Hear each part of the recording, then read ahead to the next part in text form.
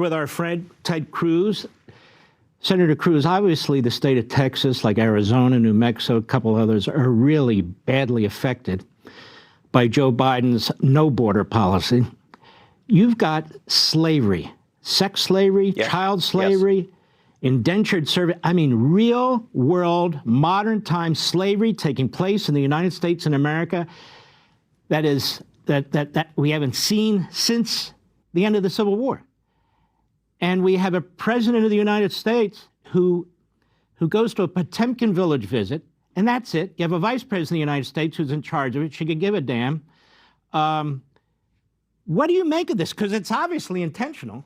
Mark, you're absolutely right. It is a catastrophe on every level. It is a humanitarian disaster. It is a public health disaster. It is a public safety disaster. It's a national security disaster.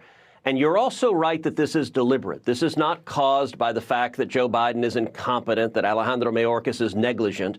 This is the deliberate outcome they want. When Joe Biden became president, he inherited the lowest rate of illegal immigration in 45 years.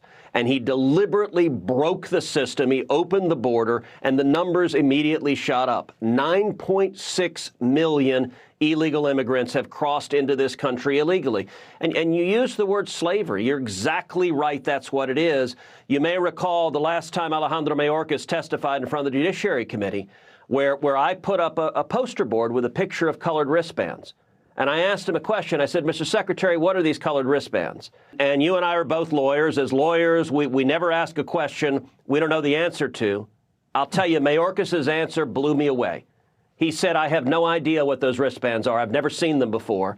And with complete shock, I said to him, I said, Mr. Secretary, you have just told the American people you are utterly incompetent at your job, and you don't give a damn enough to even pretend. Why? Because just about every illegal alien that crosses this country is wearing one of these colored wristbands. They're color-coded for how many thousands of dollars they owe the cartels. If you stand on the banks of the Rio Grande River, you see hundreds of those wristbands laying in the grass. And what happens? They turn themselves into the Border Patrol, and Joe Biden sends them to every city in America.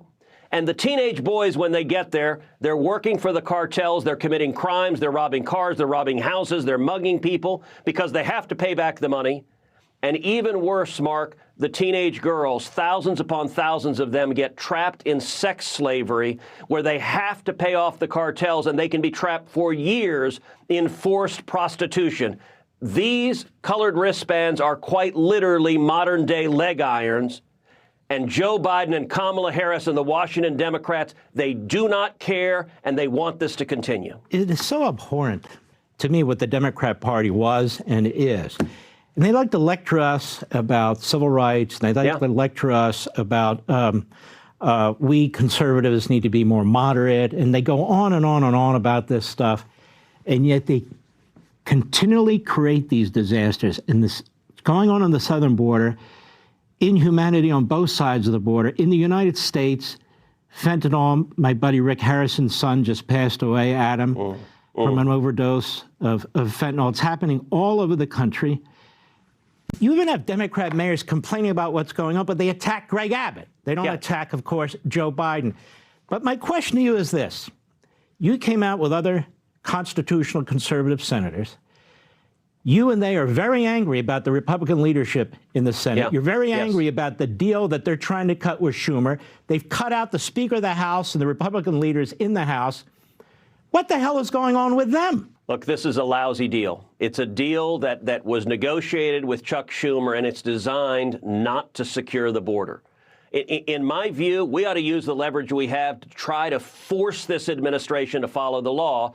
But Schumer and the Democrats don't want to do it. And unfortunately, Republican leadership, they're like Charlie Brown with Lucy and the football, although this time it's Lucy Schumer. And every time they run to kick it and Lucy Schumer pulls the ball away. And Republican leadership never seems to learn.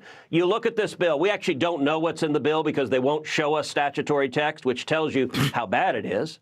But we do know the bullet points they put out. On the bullet points, they essentially normalize 5,000 illegal immigrants a day. 5,000 a day, that works out to over 1.8 million illegal immigrants a year. That is ridiculous. And yet, that's where Republican leadership is. I think we should use our leverage to say, fix the problem now. I'm constantly perplexed by the Republicans in the Senate.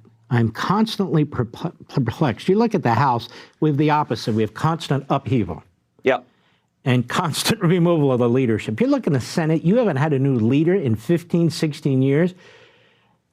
McConnell is the longest serving leader of either party. Yep. He has no ability to communicate to the American people. He doesn't care that he has no ability to communicate to the American people. He controls the levers of power within the Senate. He controls the fundraising, so he tries to pick off certain people in primaries and support other people, so he has people elected who are supportive of him. This is like the old smoke-filled back rooms of the past. This is not transparency. And Republicans and conservatives in the nation suffer as a result of this, no? Look, you're exactly right. I think it is time for Mitch McConnell to go. I helped lead the fight to try to defeat Mitch McConnell. We ended up, when I made a motion to delay leadership elections so we could debate the direction of the conference, I got 16 votes. I needed 25, so I was 9 votes short. So that's encouraging. Those are the first 16 votes that have been cast against Mitch, but he still has control on the conference. And you're right, one of the ways he holds on to control is with money. If you oppose him, he zeroes you out. So my last re-election 6 years ago was, at the time, it was the most expensive Senate race in U.S. history. I was outspent 3-1, and I ended up winning by less than 3 points. Mitch McConnell spent $300 million nationwide in Senate races. You know how much he spent in Texas? Zero. Not one penny. I'm right now, as you know, in a very tough re-election race in Texas. The Democrats, Chuck Schumer has made clear I'm his #1 target.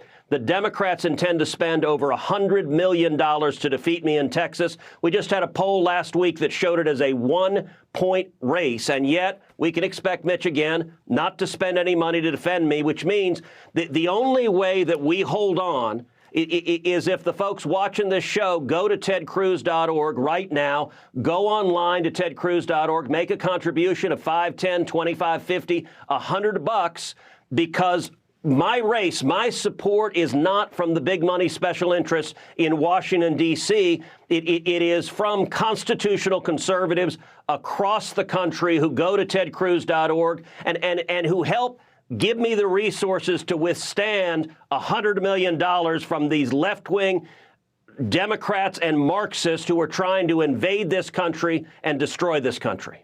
Ted Cruz, when we come back, can you please tell me exactly why Nikki Haley's running for president? What are her top 3 conservative principles and objectives? And which state will she be winning in the next 2 months? I'll be right back.